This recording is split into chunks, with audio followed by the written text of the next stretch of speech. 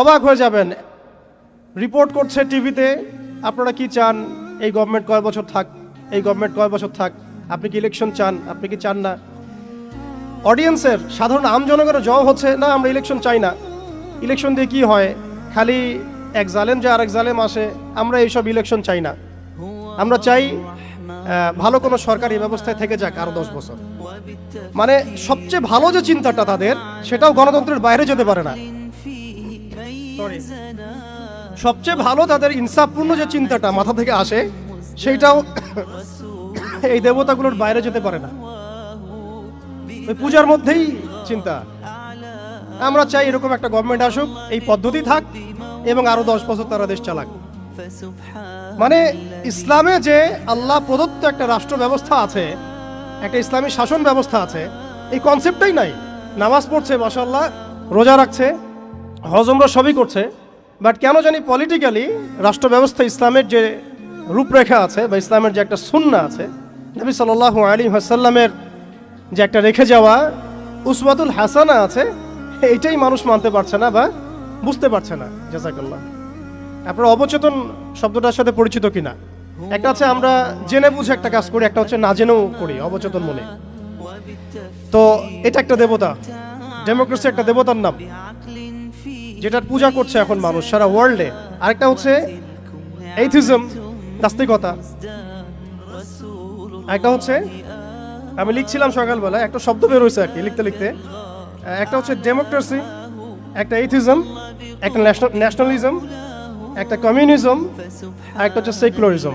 5টা শব্দ বললাম আর। এখনকার এই বিশ্ব ব্যবস্থায় ইসলামী খেলাফতকে দূর করে দিয়ে, উম্মাকে বিভক্ত করে দিয়ে, মুনাফিক শাসকদেরকে বসিয়ে ইন্টারনালি প্রত্যেকটা রাষ্ট্রে এই 5টা দেবতা বসানো হয়েছে।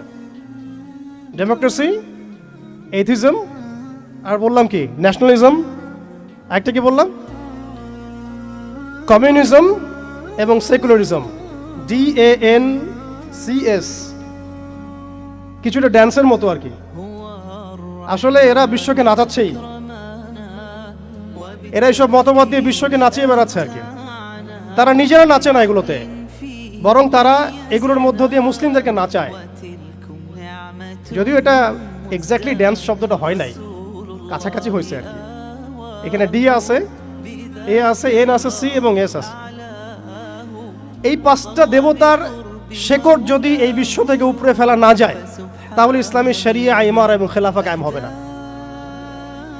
এবং যখন এই বিশ্বে ইনশাআল্লাহ তাআলা আগামীতে শরিয়া, ইমারা এবং খেলাফা বাস্তবায়িত হবে, তখন এই 5টা দেবতার কোনোটাই বাকি থাকবে না ইনশাআল্লাহ। এই নাপাকিগুলো থেকে পবিত্র না হয়ে বা পবিত্রতা হাসিল না করে আপনি আমি যতই একটা গ্লাসের মধ্যে মধু ঢালি, আর আপনি দুধ ঢালেন, আর কোনো শরবত ঢালেন, ওই গ্লাসটাই নাপাক। আফসোস হচ্ছে আমরা এই নাপাকিগুলো ধরতে পারছি না অনেকেই। আল্লাহ পাক আমাদেরকে ধরার এবং বোঝার তৌফিক দান করেন। এই সিস্টেমগুলো ব্যর্থ, এই মতবাদগুলো ব্যর্থ। এই মতবাদগুলো তৈরি করা হয়েছে আমাদেরকে শাসন করার জন্য।